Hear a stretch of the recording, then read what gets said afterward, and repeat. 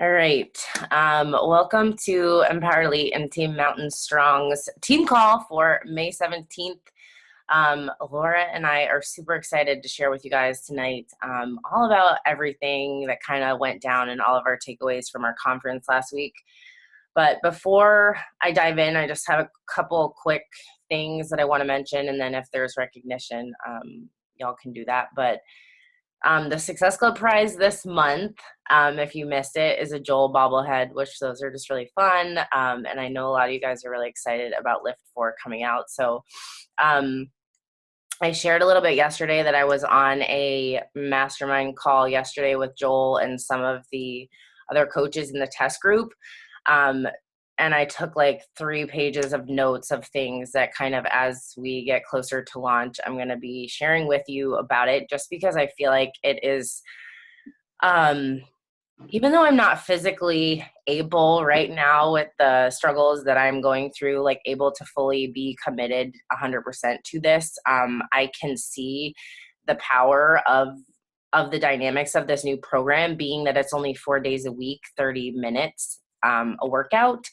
Because I feel like although everything we've had up until this point is absolutely incredible and fantastic, there are a lot of people that are very intimidated to start a fitness journey when it's, 6 days a week, or really can't get in, hour workouts every day. Or it kind of sometimes has created that struggle of like, I can't fully be all in on something, so therefore I'm failing, or I'm, whatever. And like that kind of, I guess what I'm getting at is that this is just really a huge mindset shift, just as to be mindset shift is so, to be mindset is like so outside the box nutrition wise, where it's really teaching us like to not have to use containers and timing and all of these things, but, giving us these amazing tools and this mindset to truly like know how to intentionally feed our bodies and live better lives without so much restriction. And I feel like Lift 4 is going to be that, but in the fitness realm, because the way that these workouts are designed, it is lifting, and then it is hit moves. So it is not only heavy lifting where you're really shredding out and building lean muscle and burning a ton of calories, and seeing that like physical shape of your body change, but with the hit component of it, you're really just like burning calories and sweating your butt off. So by the end of 30 minutes, your body just, you feel like you gave it all you got, which to me is kind of like crazy and refreshing.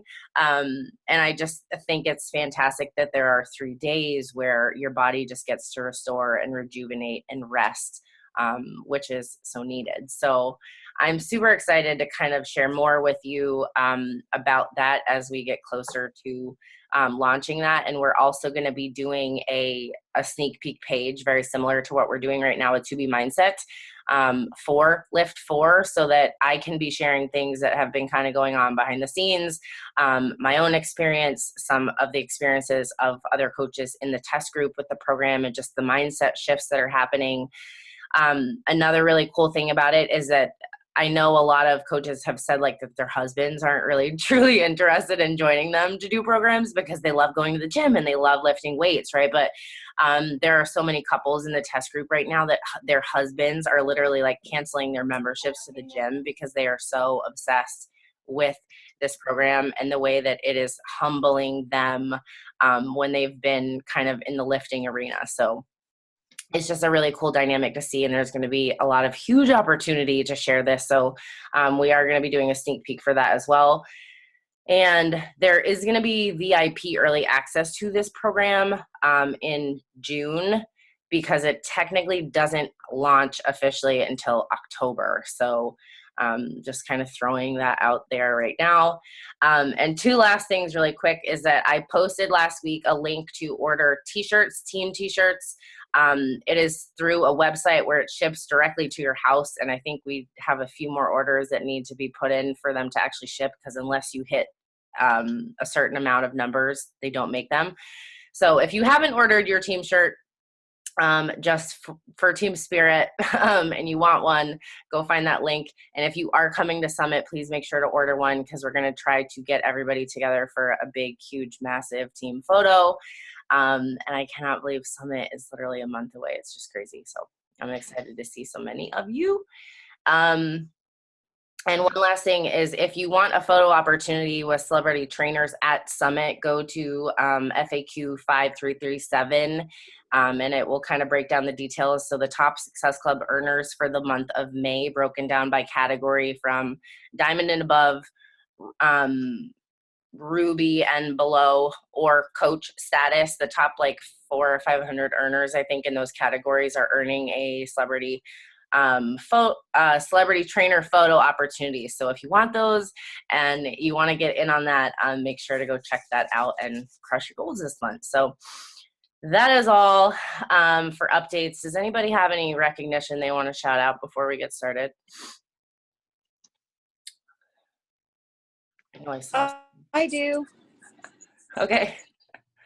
I just wanted to say, Diana is a new coach of mine. She's hopped on the call tonight, so welcome, Diana. Welcome, Diana. Welcome, Diana. Even though we can't see your pretty face. Yeah, your challenge of the night is to let us see your face, Diana. I call you out. Yeah, we want to see your face. Diana, Kayla, Maggie, Cheryl. Come on, girls. It is a lot more fun to talk to faces rather than names. Kelly's a champ right now. Kelly's on the call, I'm assuming, from the hospital. Kelly. From the hospital, yeah. I like messaged her and I was like, get on. We're going to talk. I was like, sure, Kelly, but we're sending you love and well wishes for healing. Thank you, guys. No one's going to see my face, but I'll be here. That's okay. Totally understandable. All right. Okay, so if there's nothing else that anybody wants to shout out or celebrate, we'll go ahead and get started. Okay, cool to see some new coaches on here tonight. Okay, so if you didn't know, I flew out to Denver last week to meet up with Laura to go to it was called like a high achievement and wealth seminar, in which there was a lot of different speakers there, more than I had assumed there would be actually, but Gary Vee and Tony Robbins, and what's the one that you love so much, Laura? The guy from Oh, sorry. It is Robert Herjavec from Shark Tank. So they were predominantly like the top three. Hey, P.S. though, we got a few more faces when I did those call outs. Yeah, to Kayla and Maggie, Cecily. I love it. So we didn't really know what to expect. All I know is that it's been like on my dream board to see Tony Robbins and Gary Vee for a really long time, and it was 150% worth it. So I just have to say, guys, that we have so many opportunities as coaches to have knowledge and inspiration from things like Super Saturday and especially Summit, where they bring in these incredibly amazing speakers and just speakers of other coaches as well. But whenever you can seek growth in your life and get to events like this, do it, because you are seriously the best investment you can ever make. And getting to events live like this are just so impactful and so powerful that it's kind of hard to sum up that experience with you, but we're going to do our best to share just kind of our top takeaways and some of the things that were most impactful for Laura and I, and just some wisdom that you can take away and some little exercises that you can do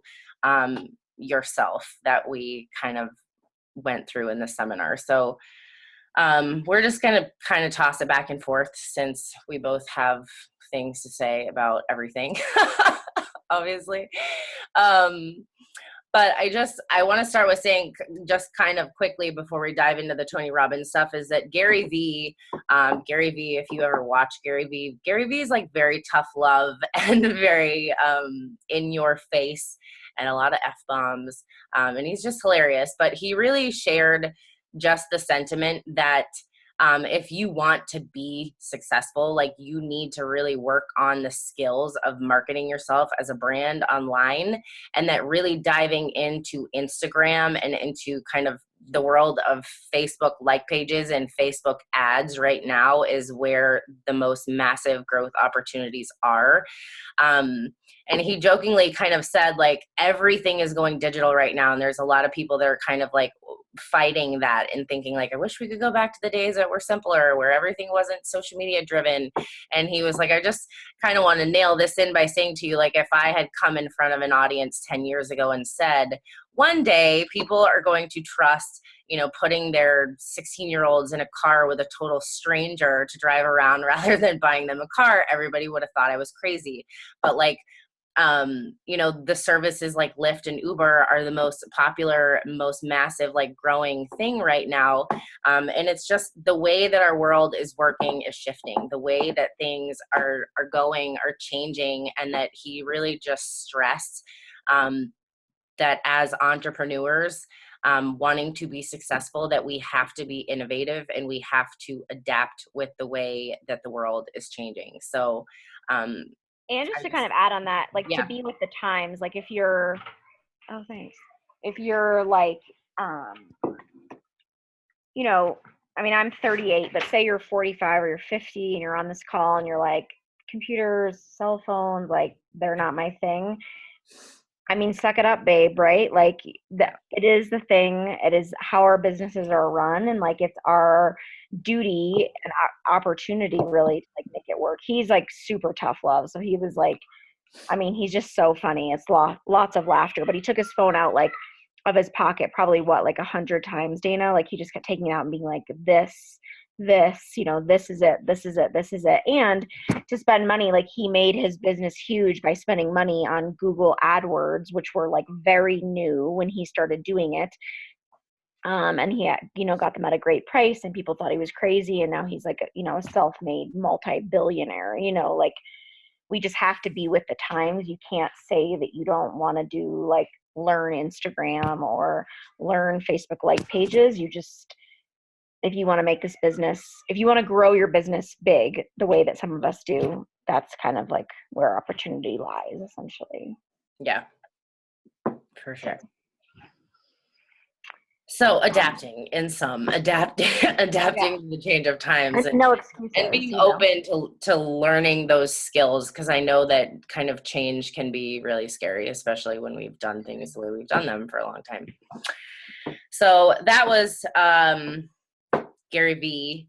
There was another speaker, Laura, the guy who had burns all over his body, which I have to find my thing and I want to share about that at the end. But we're going to dive into the Tony Robbins stuff right now, because I feel like Tony Robbins was the last 4 hours of the seminar, and I cannot even put into words, you guys, the energy and the power that was in that room, and just to be in that experience with thousands of people in the same room that were digging into just limiting beliefs and things that kind of shake up your soul a little bit and like truly move you.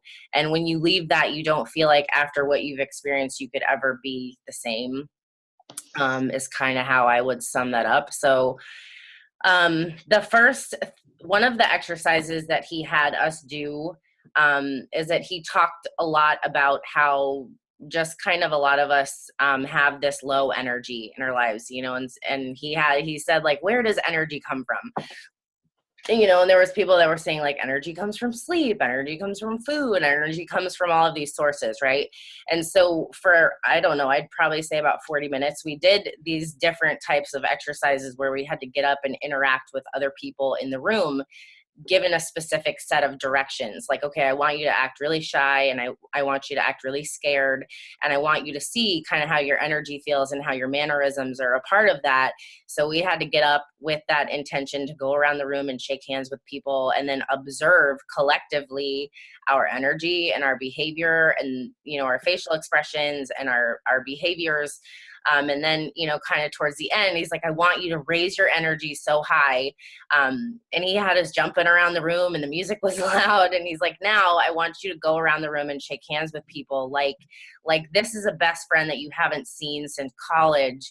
And how would you act if you met someone, or if you know, we're going up to someone like that. And of course, people are running around the room like hugging and happy and smiling and their heads up and, you know, open arms, and then collectively observing how different that energy and the behavior was. And he's like, now in this diverse room of 7,000 plus people, look at the drastic shifts in the energy. And what his whole kind of essence in all of these different exercises, what that he did was that we are the ones that are in control of our energy at the end of the day. And a lot of times we just kind of fall back on like, we're tired, we're whatever. And he's like, you're not really tired. You're just kind of uninspired, right?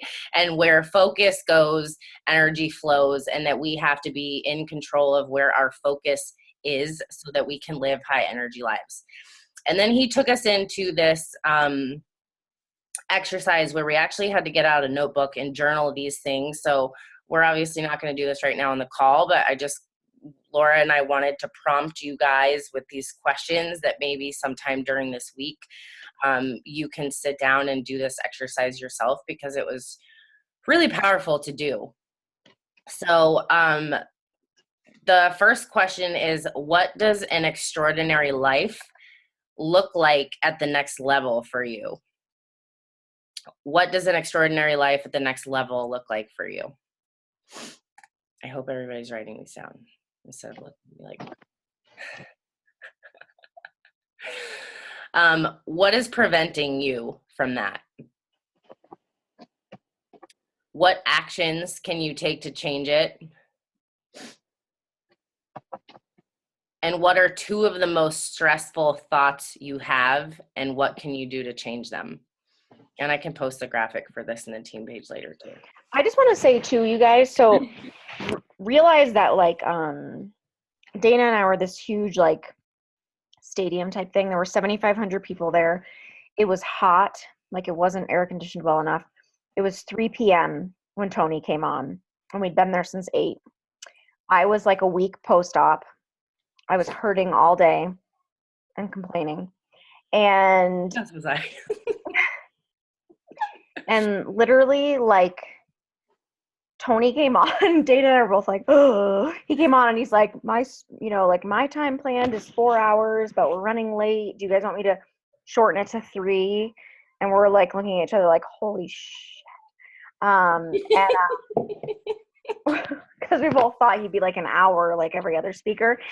And we're like, but you don't say no to Tony Robbins. Like, this is this like incredible experience. We're both like, of course, like we're going to stay.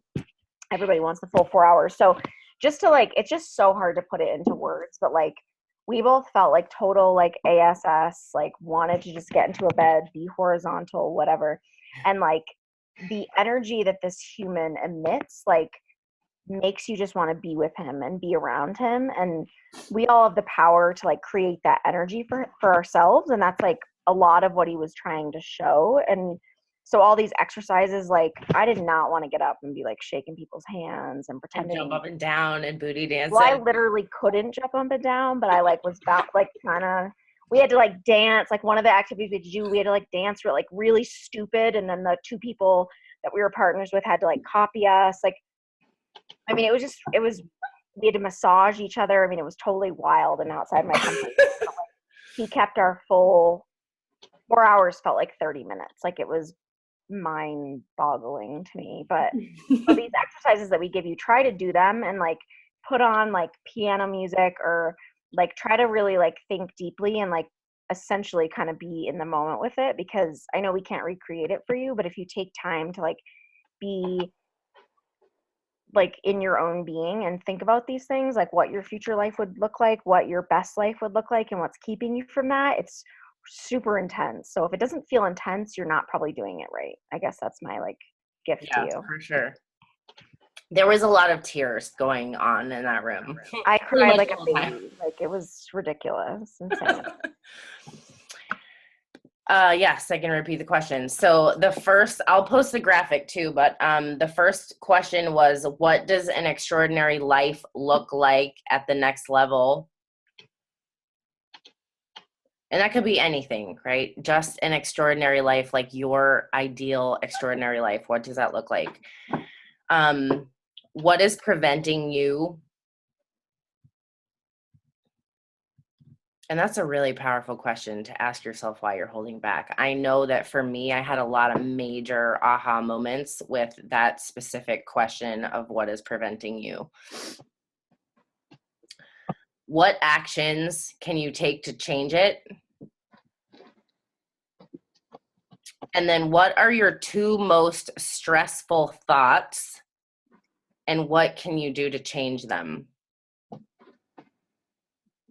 Yeah, and that was part of the activity is Dana and I stayed partners, like, because we wanted to, but we had another guy that was with us and we had to share like these repeating stressful thoughts that you have that basically kind of keep you from meeting your goals. Like, I'm not enough. I might fail. Like everyone has their own different thoughts, but like think about what yours are, like what you repeat to yourself that keeps you from reaching your goals. And just kind of to add to that is the guy who was our partner obviously was a total stranger. And it's kind of fascinating to me that in a scenario like that, a total stranger would tell you like their biggest fears and their biggest struggles. And he had mentioned that he had lost his job and that they were financially struggling very much so, but he struggles every single day with procrastination and doubting himself and not taking action on the things he knows he needs to. So I guess it was just kind of a humbling reminder that we're all human and a lot of us struggle with the same shit and we all have the same opportunity to choose to overcome it and grow through it and move and work around it, right? So it was really honestly kind of fascinating to be able to do that with someone other than just Laura and I that already know each other and most of those things about each other, but with someone else. And just to see in a room of that many people how eager and open people were to share those things about themselves because they're really hungry to change their lives. Okay, so the next, I'm going to talk about the thing he talked about, Laura, with the science of achievement and the art of fulfillment. And I mean, it's honestly, it's so hard because the way that Tony speaks and the way he so eloquently delivers things is that he's like, you might catch one sentiment, but really there was like a paragraph of this most like inspiring information that took him to like get to that. So we're just really trying to like recap that for you. But before I move on to that next part, I jotted down something that he said that I really thought was extremely powerful. And it was, don't let your ego make your family suffer. And it was in a sentiment of saying like, whatever it is that you struggle with, or whatever those limiting beliefs are, whether it's like you fear judgment or you're procrastinating or you think you're not capable or you're scared to fail or whatever those deep rooted stressful thoughts and beliefs that we have are. He shared a story about his childhood and how they were extremely poor. And how it's, some Thanksgiving in his childhood that a man came to the door and he had this huge kind of package of food, a Thanksgiving dinner, and that his dad at the point in time was like very stressed out and like they didn't have a lot of money. And I think he was like losing his job. And his dad said, "We don't need charity," and slammed the door in this guy's face. But this guy who had the food, stuck his foot in the door and he said, "No, like somebody sent me here to give this to your family. Like we heard that you're kind of struggling and another person, wanted to give this to you and your family so that you could enjoy your holiday." And that Tony remembers being a little child kind of observing and watching all this happen. And that again, his dad tried to slam the door in this guy's face. And the second time, instead of saying like, "Here, this is for you," the guy said to Tony's dad, "Don't let your ego make your family suffer." And that Tony said that that was one of the most impactful moments for him, because he saw just how much our own struggles and our own limitations can allow like us to stand in the way of living that extraordinary life that we truly desire, which also impacts our families. And I just thought that line was so powerful. So don't let your ego make your family suffer, or yourself for that matter. And he said, in any moment of struggle, you have 3 decisions to make. What are you going to focus on? What meaning did you give it? And what are you going to do? So 3 decisions.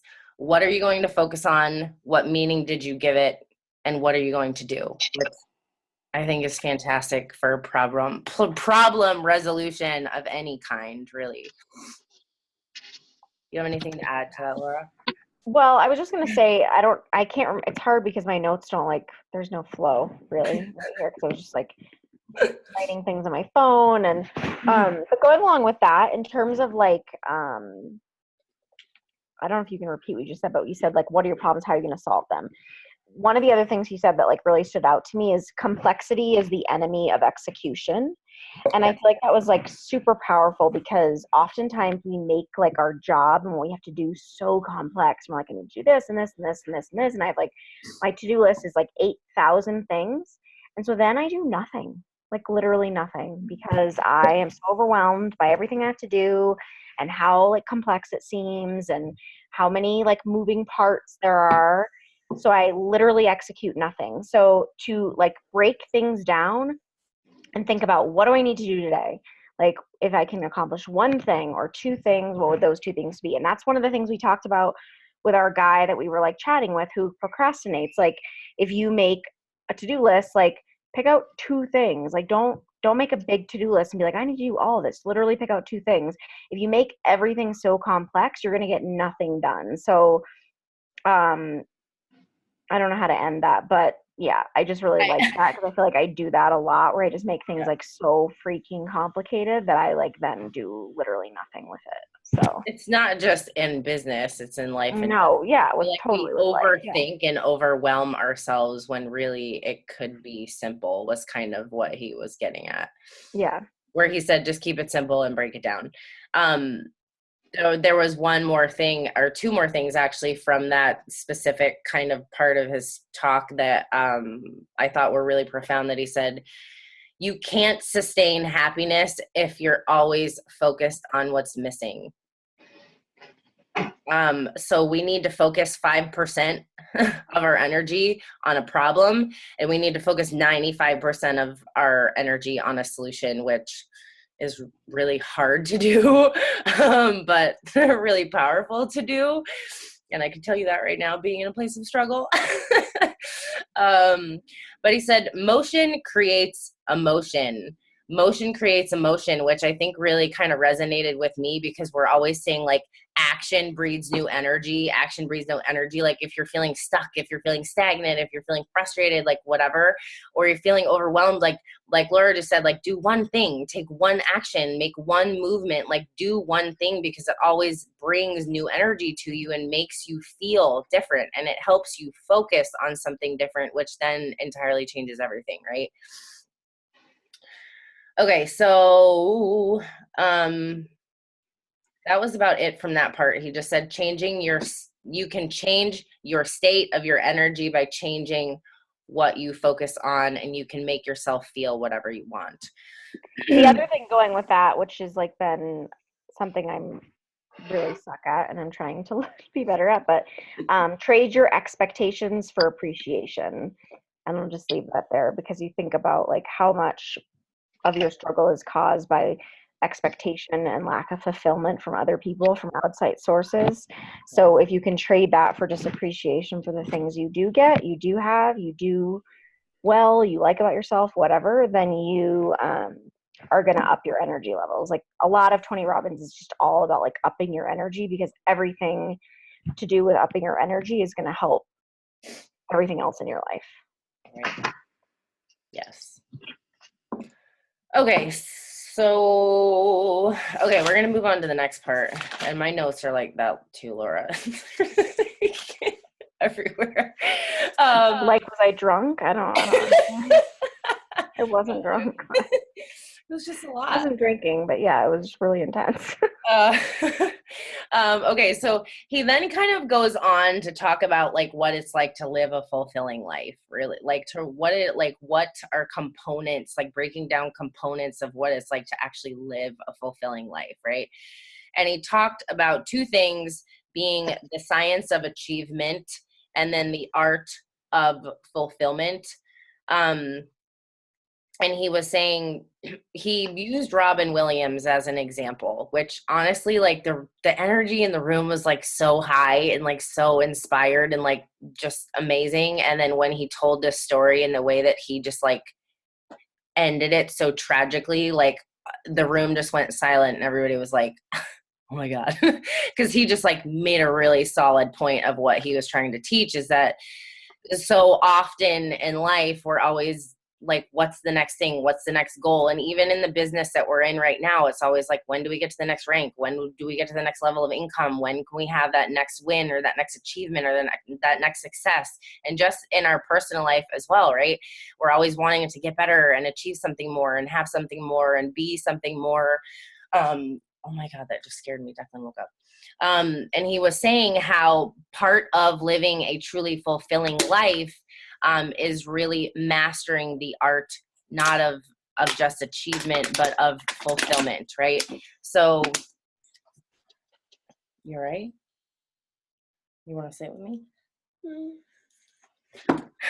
Sorry, guys. This little dude's been sick for 3 days. Here, come here. So, when he was talking about this, he shared a story about Robin Williams, and he shared about how Robin Williams had this most massively successful career, and like any endeavor or thing or goal that he wanted to achieve that he did, right? And he achieved all of these awards and these accolades and made these most fantastic movies. He had a family, he had a beautiful wife, he had children, he had all of these things, right? That anyone would look at him and say, what a successful, incredible man, right? And he kind of like said, like, raise your hand if you loved Robin Williams and like if he made you happy. And in that whole room, like everyone raised their hands, right?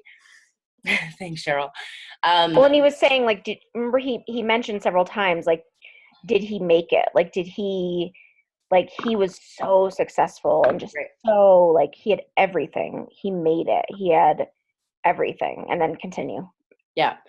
And so kind of the end of the sum of that story was that he kind of just laid in and said, but what did Robin Williams end up doing? He ended up hanging himself in his home, right?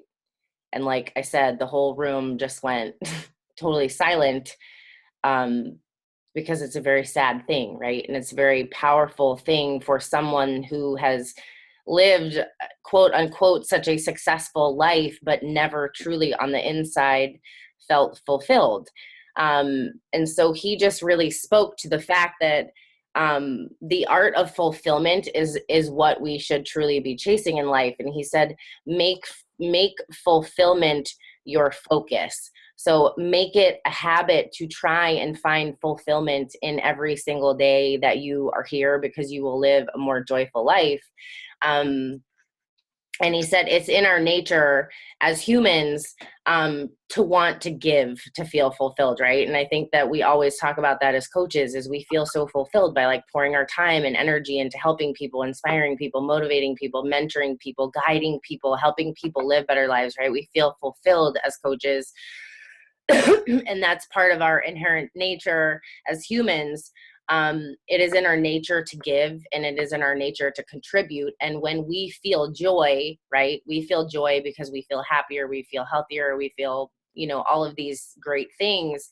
That when you share something and you contribute, that it turns from your own personal pleasure only into feeling joy because you've shared it and you've contributed it, right? So it turns into fulfillment when you feel something that is joyful and you share that with other people.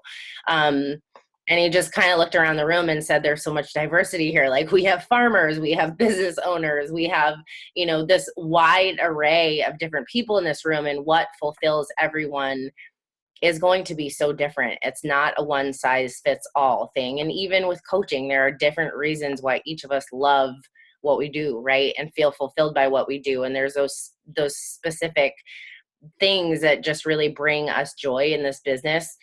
That there are no rules for fulfillment. You just have to figure out what it truly is to you that makes you feel fulfilled, and make that more of your focus. Do you have anything to add to that? No, I mean, I think that part is really hard to even like Like it was just super profound because they were basically sharing just he was not like pretty about it. He like got us all amped up on how cool Robin Williams was, and he was like, and then he killed himself, like yelling at the top of his lungs, hung himself in his house for his wife to see, and like he like you can't forget about yourself in the picture of all of the rest of it. You know, making sure that you're happy on this journey and that you find joy in your life. That was like a lot of what it was about. I don't know. It was like very, very intense that moment, especially because he was not, he didn't give it to us softly, but I don't know. Dana and I were kind of just flying by the seat of our pants in terms of talking about this. What did you want to go to after that one, Dana? The lesson that he did about being in a beautiful state versus suffering.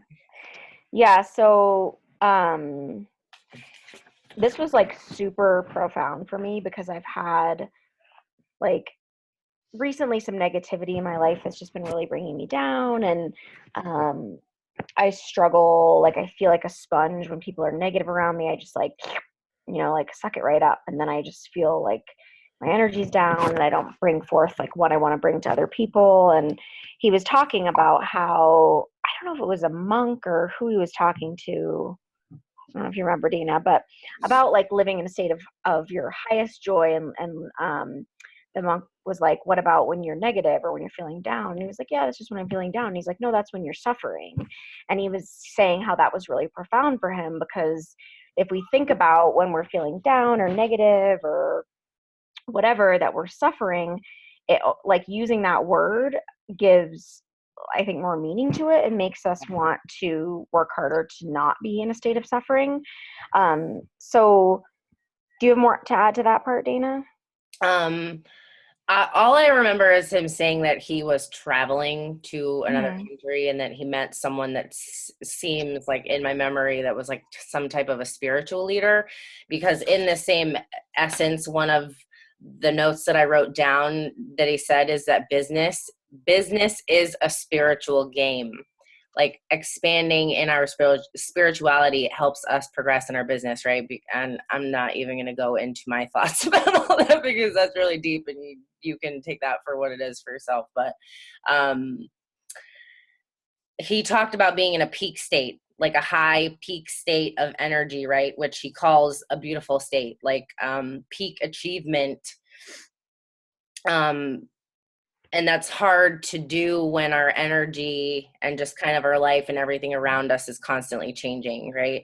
And he said that low energy states equal suffering, and low energy states can be a million numerous things, like the physical pain I'm in right now, or like personal struggles you're going through in your life, or financial burdens, or whatever, right? Like suffering can mean so many things to so many people. But that he said he talked to this man who was like so wise and full of wisdom, and said to him, like, what is your goal in life? And that this guy said, my goal is to live every day of my life in a beautiful state all of the time, no matter what happens. And that Tony Robbins was so profoundly impacted by that, because he thought, like, how simple is that, but how profound it is at the same time, because that's really hard to do. Think about it. Like, think about how many times on a daily basis you think something negative, or like we're creating our own struggle or our own stress or our own suffering. Like, we as humans are innately kind of wired to do that, I feel like. And that Tony said, I wanted to add on to that to say, not only to live every day of my life in a beautiful state all the time, no matter what happens, but I want to add to that I want to live every day of my life without suffering, because life is too short to suffer. And I've been coming back to that lesson a lot in the past few days, as I'm navigating a lot of physical struggle that just, I mean, physical pain feels like suffering to me. So I just feel like no matter where you're at and what you go through, that's a really, really powerful sentiment to kind of go back to and reflect upon and think of what that has meaning of to you.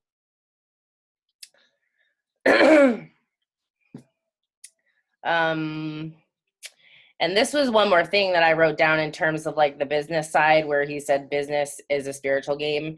And he said losers, not necessarily like people that aren't great at life, like in a negative way, but saying like people that lose are the people that are reactive. Losers react and leaders anticipate, meaning that you anticipate that there will be struggle. You anticipate that there will be challenge. You anticipate there will be failure. You anticipate there will be all of these things, right? And therefore you can kind of ground yourself more to be prepared for whatever comes your way in life if you are focused intentionally on living in this beautiful state. And I think that was all about that one.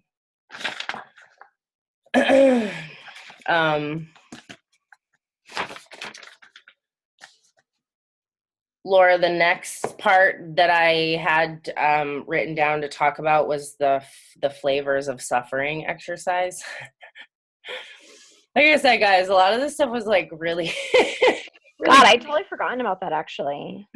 So just like he had us do this writing exercise with like the living your extraordinary life and what does that look like and all of that, he also had us do this exercise of observing the ways that we cause our own suffering in our life after that whole talk about living in a beautiful state, right? And he said, I want you to pinpoint and observe what are your flavors of suffering in life. And I want you to write those down. And then I want you to ask yourself what triggers that suffering in your life. And then when you are triggered by suffering like this, how do you behave?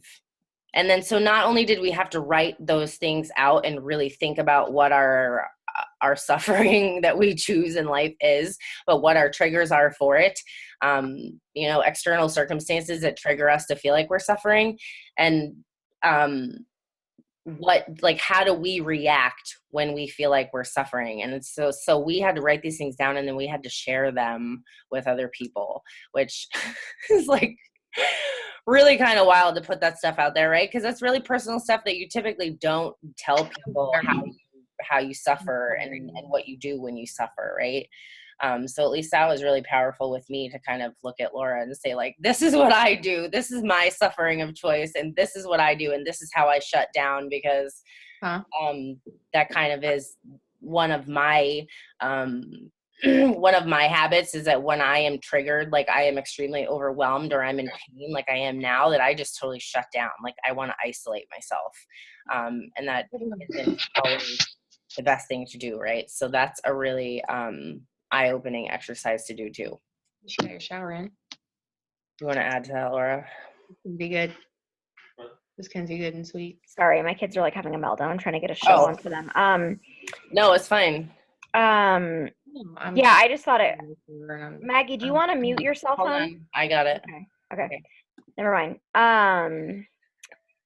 Yeah, I don't even know what I was just gonna say. I got so distracted by all of the crying that was happening at my about side. Suffering, about how. Yeah, I just think it was so interesting because there's so many things came to mind, like the way, like my flavors of suffering and self-pity and letting my mind get away with me and stuff like that. So it just, all of the exercises were just so powerful leading up to the one at the end where I was literally bawling my eyes out. So yeah, I mean that I'd forgotten about flavors of suffering, I think, because the end kind of like changed my life really.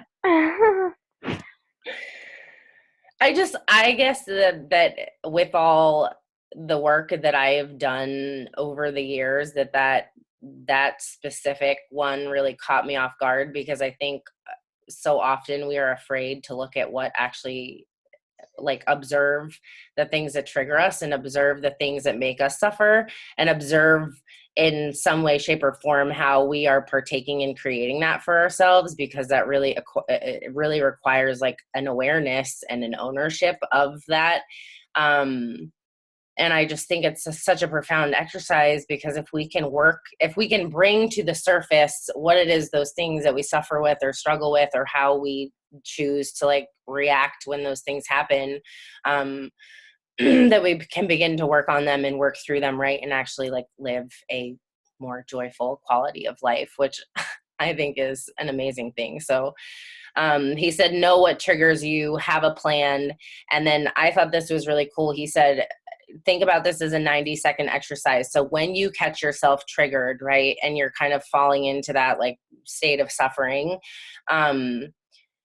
give yourself 90 seconds to like feel the suffering, to like move it, to like feel it, to go through it, to do whatever you need to do. And then I want you to shift your suffering to appreciation, because if you can and shift that to appreciation, gratitude, whatever, it can turn to joy, right? Because they said, I want you to ask yourself, what thoughts will actually empower me right now in this moment? And that's something that all of us can work on. So I loved that. And then I'll let you talk about the last exercise, and then I'll add to it, Laura, because I know that one was the most profound for you. So I'll try to be quick because I know it's late, but basically I'm not overly religious. Well, I'm not religious really at all. And but I do think that I'm spiritual. And the way that this felt to me was like when I've seen movies where people are at churches and they're like, you know, praise the Lord, and everyone's just like really intense and like really feeling like just really feeling. That's how this felt to me. And I don't typically like cry at things, and I don't know. I mean, I'm like a crier, but like it's not like me to like cry in public like this. I would more like giggle because I'm uncomfortable at things or whatever. Anyway, this exercise was, he was like, I want you to think of your top 3 joy moments, the top 3 times in your life where you feel most grateful, or you felt most grateful. And there were like 2 that really stood out for me, which the first one was the birth of my son, who was my last child. And I think it stood out to me so much because he was like a condom slip baby. My husband didn't want more children. So he was this like, and I did. And he was just this huge blessing that like I didn't expect, but always wanted. And like when he was born, it was just this like relief. Because the moment I was pregnant with him, I was worried that I was going to miscarry. I was just constantly worried, because I'm like, if this doesn't stick, like I don't get another chance. Like this is it. And I also got to have a family-centered C-section with him. So I actually got to watch him come out of my, like, anesthesia lifted me up. So I watched him come out of my womb, and he went directly in my chest. And it was just really, really profound. So as soon as I started thinking of this, I'm like, tears were streaming down my face. I'm like, you know, wiping my face. And I start hearing people next to me sniffling. And I'm like, okay, I'm not the only one. Like I was feeling a little like self-conscious because it was getting like really intense. And then he's like, think of your next moment. And I, you know, thought of my daughter and her birth and just how amazing that was and special. And she's my first baby. And then he was basically just sharing, like, when you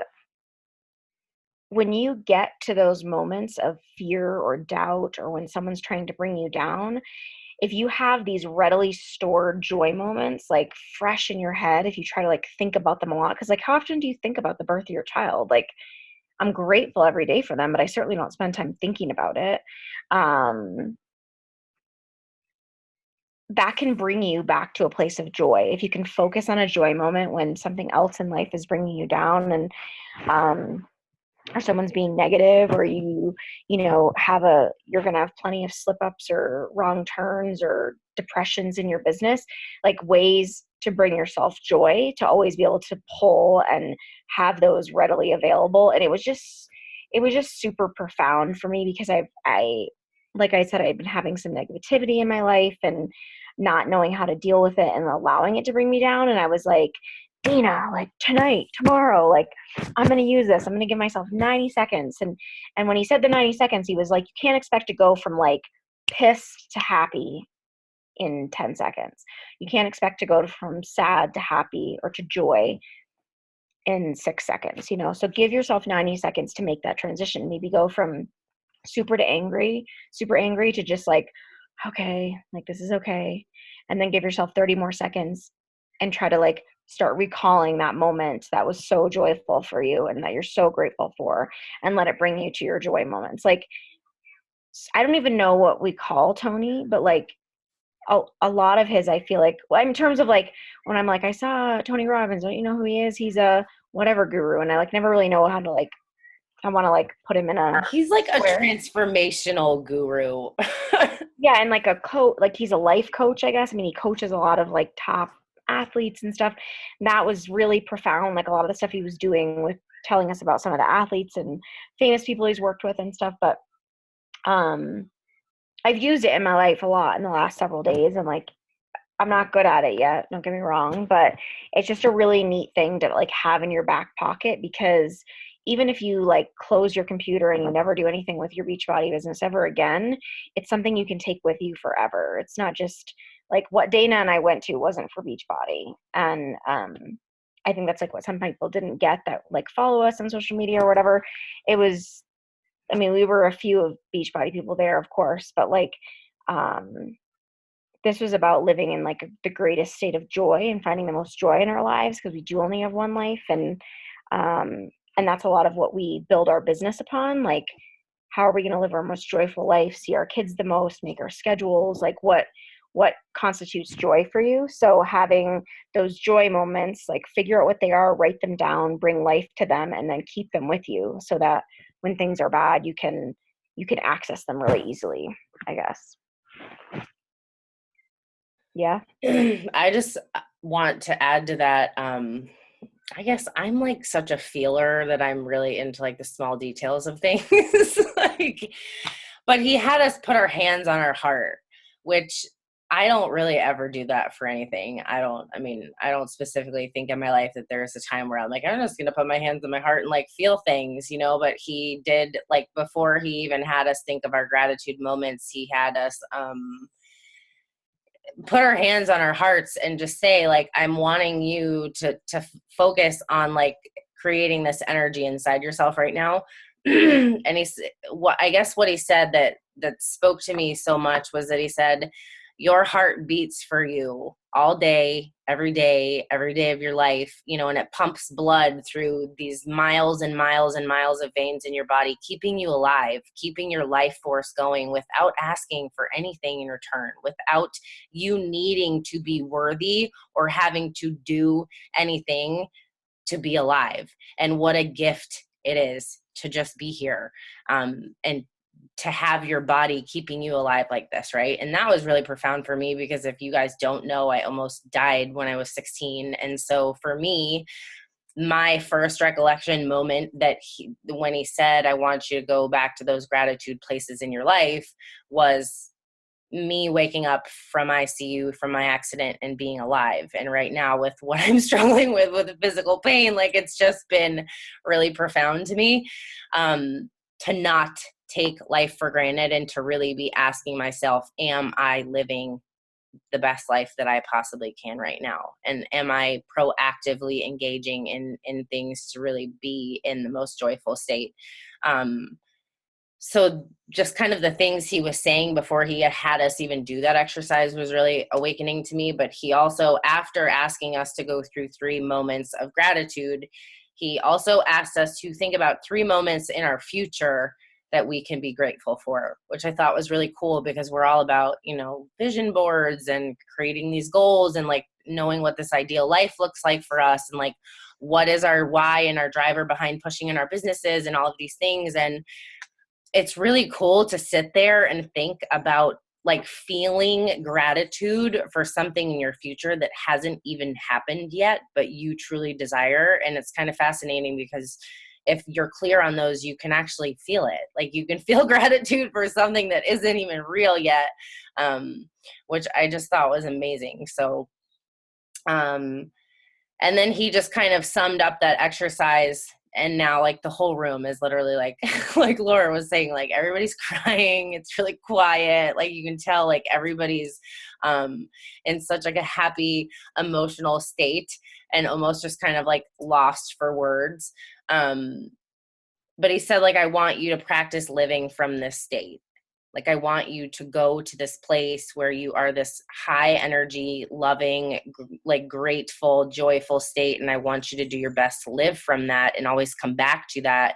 And just like Laura was saying, if you're clear and you have these things that you can kind of pull gratitude and joy from, the more that you practice living in that state, the better you get at it. And just like she was saying, like, you can't go from this emotion to this emotion in like 2 seconds, but the more that we consciously make an effort to practice these things on a daily basis, of like not choosing suffering and choosing a joyful state, or like hitting a moment where you're really struggling and you can bring yourself back to that gratitude, the more that we work on doing that, the better we get at it, and the better, you know, the quality of our life will be. So that was kind of it, but it was just really fantastic. So just like Laura said, I would also highly encourage that you do these few writing exercises, and that you do this exercise of putting your hands over your heart in a quiet room, or with soft music, or with a meditation on, or something like that. And like being in your body and present in the moment, and like really recalling these things for you, and really finding the gratitude in the things that even haven't happened for you yet. And just feeling what it feels like to be in that state. Because if you can truly drop into that, you might find there's a lot of energy there, which is just really cool to kind of see all of these concepts in action. So I think that was kind of it. Yeah, it's so hard because I feel like some of you guys are looking at us like, okay, that's it. And it's like, it was so profound. Like, it was just, I mean, Dana and I are both like, I never understood what all the hoorah was about with Tony Robbins. I'm like, yeah, whatever, it's Tony Robbins. And then like, I'm forever changed. I like can't wait to go like do a 4-day retreat with him. Like, I will pay all the money to do it, because it was just that important. And obviously, like, we want you guys to get to Summit. That's your first goal. But like, if you have people in your hometowns, like this was 2 hours away from me. This was a no-brainer, you know. Get to these events, like get to your Super Saturdays, any of these events where you're going to have people that are going to enrich your life and could change the course of your business, really, and your life. I mean, that's the really important thing. So yeah, I guess that's it. I mean, it's hard to, some of it's like, yeah, I had to be there, but it was really like, I wish you all had been there, because it was amazing. So can you guys give me 2 more minutes to share one more thing? yeah. I posted this kind of quickly in the team page today, and you may have missed it, in terms of asking you to share how your income has impacted your family.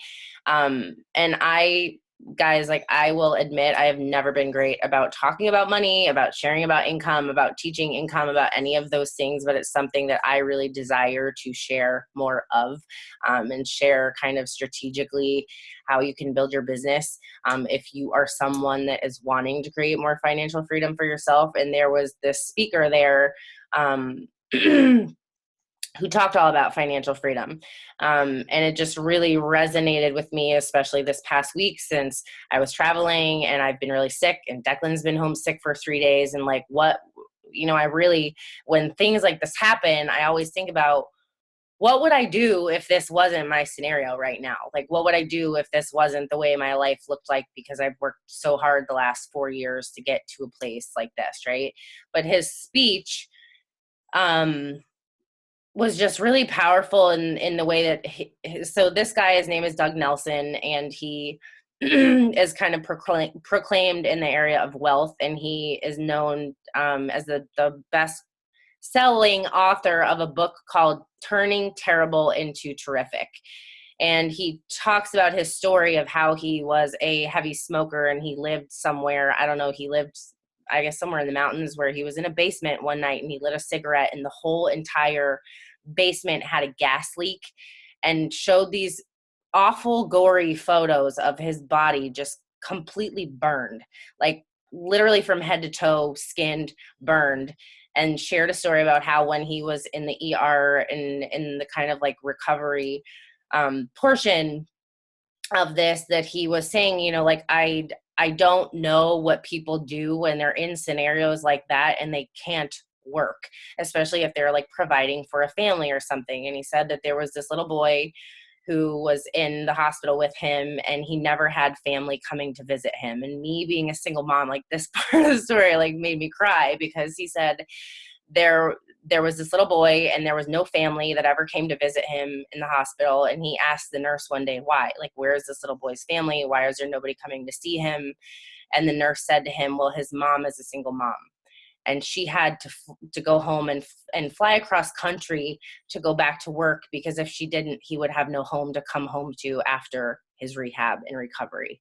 And that was kind of his segue into talking about how powerful financial freedom is in your life, that it's not that you want to be rich or successful for necessarily like selfish reasons. Like, a lot of people give money this negative connotation, but it is truly so that you can be present for the people that are most important to you in your life on your own terms, in your own time, right? And just that no matter what your situation and scenario is, that everyone can benefit from having more financial freedom in their lives, because you truly never know when something unexpected will happen in your life. And it's not a great way to kind of live your life and worry of the unexpected things that are going to happen, but it is wise to be prepared and kind of build those cushions for yourself so that you can always be present for the people that mean the most to you, and in those scenarios you need to be present for. So I guess in my own personal experience, just thought that was really a really powerful way to look at just the power of what we do with coaching, and the availability of financial freedom that there is here with this opportunity. And just in essence, that the work we show up and do every day, and those small sacrifices you make to show up on the days you don't feel like it and you don't want to be consistent and it sucks and everyone said no to you and you got rejected and someone's doubting you, or, you know, there are a lot of days that aren't really easy to show up, right? But that's why it's so important to know truly what you are here for, aside from helping people, and what you're fighting for. So I just wanted to end on that note. Love it. Does anybody have any questions or anything they want to say or share? I'm curious if this is what people were expecting or not.